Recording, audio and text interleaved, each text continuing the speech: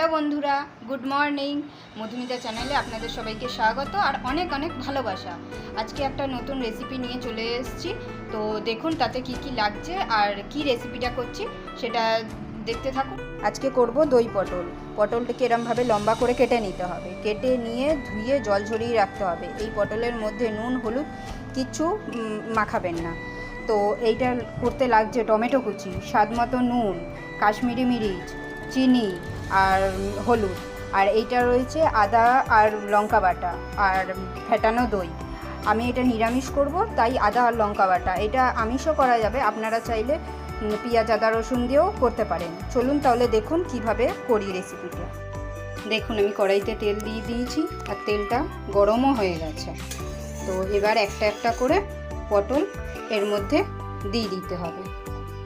আর বেশি ভাজা যাবে না, হালকা করে ভেজে নিয়ে তুলে নিতে হবে। বেশি ভাজলে জিনিসটা বাজে হয়ে যাবে, আর সব পটলও একসাথে দেওয়া যাবে না।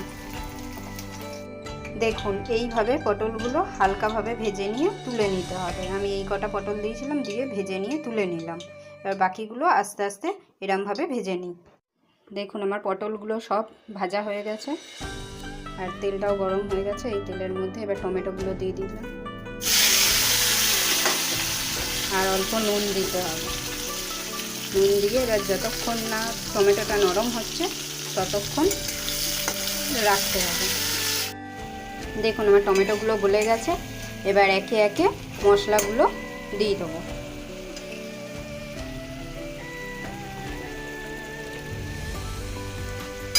স্বাদ মতো নুন,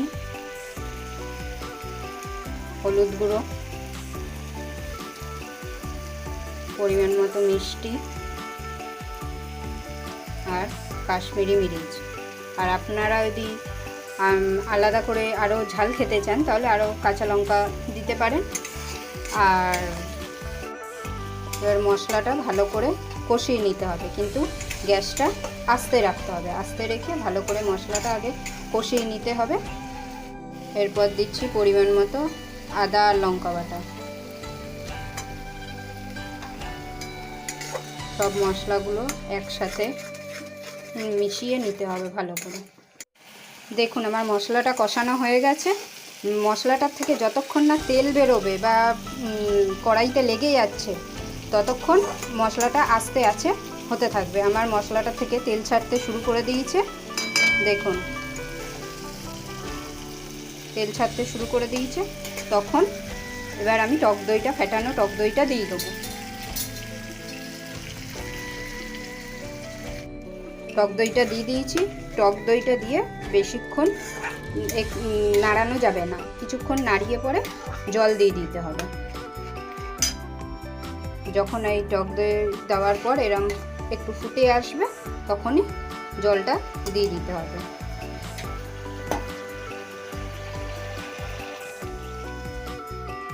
পরিমাণ মতো জল দেবেন, যাতে পটলগুলো ডোবে সেরকম জল দেবেন। বেশি জল দেবেন না, কারণ এটা ঝোল হবে না, এটা মাখা মাখা হবে।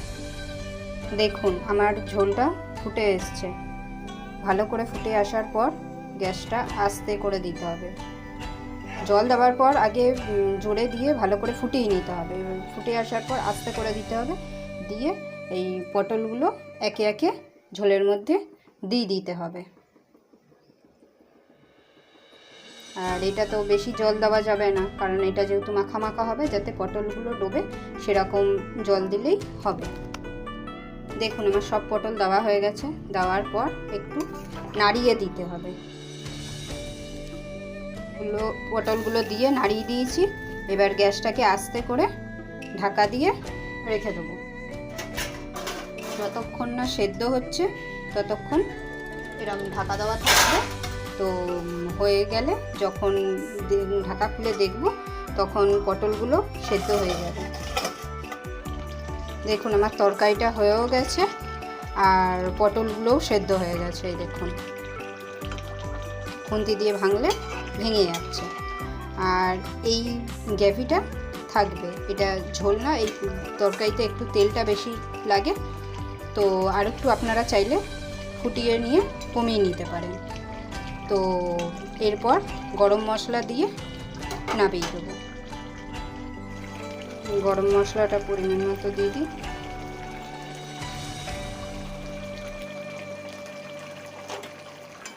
দিয়ে এটাকে নাড়িয়ে ঢাকা দিয়ে রেখে আর গ্যাসটা বন্ধ করে দিতে হবে।